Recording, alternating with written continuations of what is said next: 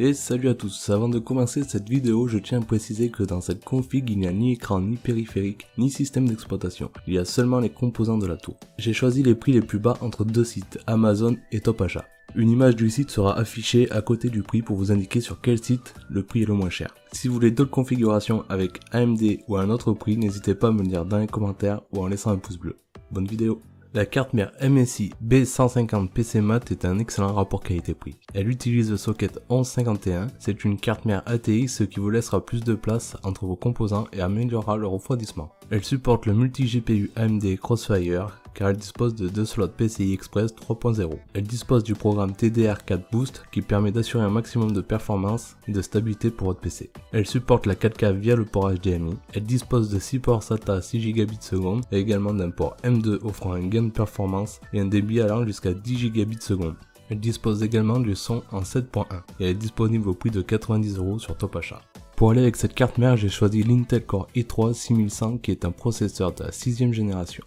Il utilise le socket 1151, c'est un dual core, c'est-à-dire qu'il dispose de 2 cœurs. Ce processeur prend en charge la DDR4. Il a une fréquence de 3,7 GHz, il consomme peu en énergie. Attention, certains processeurs sont vendus sans ventirad. Il est disponible au prix de 120€ sur Amazon. Ici, le ventirad est livré avec, mais je vous conseille toujours d'acheter un ventirad qui sera plus performant que celui de base. Pour la mémoire RAM, j'ai choisi de prendre 2 barrettes de 4 Go HyperX Fury pour un total de 8 Go. Il faut toujours préférer le dual ou le quad channel qui permettra de traiter plus de données en même temps. C'est des barrettes de DDR4 en 2133 MHz, elles disposent de dissipateurs thermiques, elles sont garanties à vie et HyperX Fury dispose d'un support technique gratuit. Elles sont disponibles au prix de 40€ sur Amazon.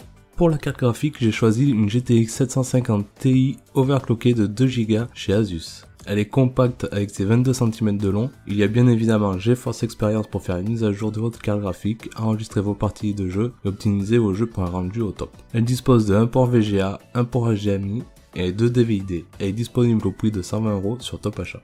Pour faire tourner cette petite config, il vous faudra un disque dur. Et pour le disque dur, on va partir sur un SSD de 120 Go de chez KFA2 qui vous permettra de mettre votre système d'exploitation et vos jeux préférés pour une optimisation maximale. Ce SSD est une bête. 540 ms en lecture et 510 ms en écriture. Ce SSD est fait pour les gamers et avec son prix mini, c'est un excellent rapport qualité-prix. Attention, ce SSD est livré sans accessoires. Il est disponible au prix de 39,90€.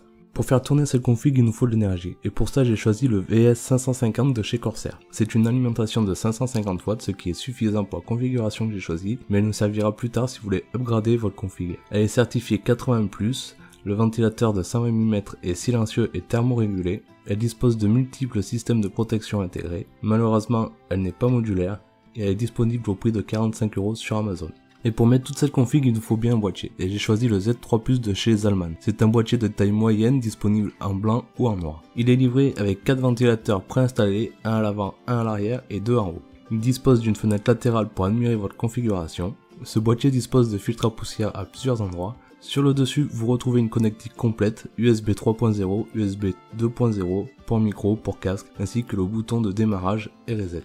Elle peut accueillir des cartes graphiques jusqu'à 36 cm de long, elle a un emplacement dédié pour les SSD et il est disponible au prix de 45€ sur Amazon. Ce qui nous fait un total de 500€ pile poil si vous prenez les composants sur Amazon et sur Top Achat pour une config gamer qui pourra être évoluée dans les années à venir. Avec cette config, vous pouvez jouer à GTA 5 ou Battlefield 1 à environ 30 ou 40 fps en ultra. Je rappelle que la configuration proposée à ce prix ne comporte ni écran ni périphérique et ne dispose pas du système d'exploitation. Si vous avez apprécié cette vidéo, n'hésitez pas à mettre un pouce bleu et à vous abonner pour ne rater aucune de mes prochaines vidéos. Ciao. Ce qui nous fait un total de 846€ pour une excellente config gamer qui vous servira plusieurs années. Je vous rappelle que la configuration proposée à ce prix ne comporte ni écran ni